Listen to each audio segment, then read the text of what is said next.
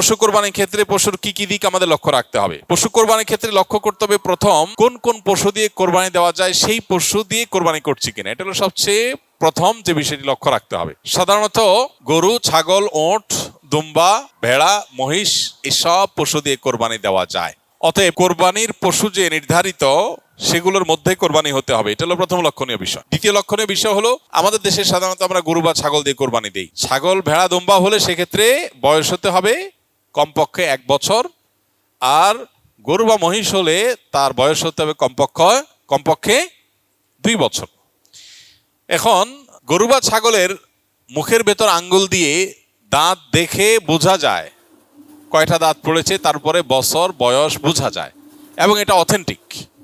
অতএব অভিজ্ঞরা যদি হাত দিয়ে দাঁত পড়া দেখে 1 দাঁত 2 দাঁত হয়েছে 2 বছর, 1 দাঁত হয়েছে 1 বছর, এটা দেখে যদি বয়স নিরূপণ করে তার উপর ভিত্তি করে কোরবানি করা যাবে। কিন্তু খোলাসা কথা হলো গরু হলো 2 বছর, ছাগল ভেড়া হলে 1 বছর বয়স হতে হবে। এটা হলো দ্বিতীয় লক্ষণীয় বিষয়।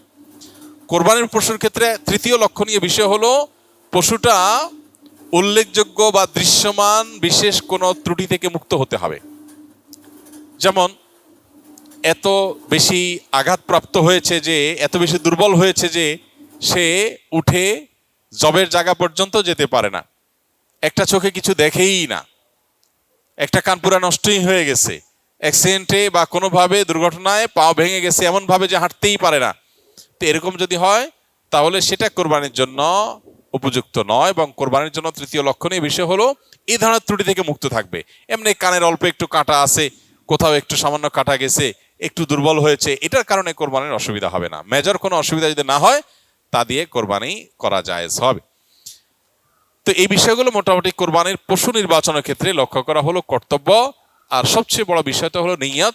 এটা কি গোশত খাওয়া, নাকি সামাজিক মর্যাদা রক্ষা করা, নাকি আল্লাহর সন্তুষ্টি উদ্দেশ্য, সেটা হলো কোরবানিটা অর্থবহ হওয়া বা এর বিনিময় আল্লাহর কাছে লাভ করার জন্য সবচেয়ে গুরুত্বপূর্ণ বিষয়।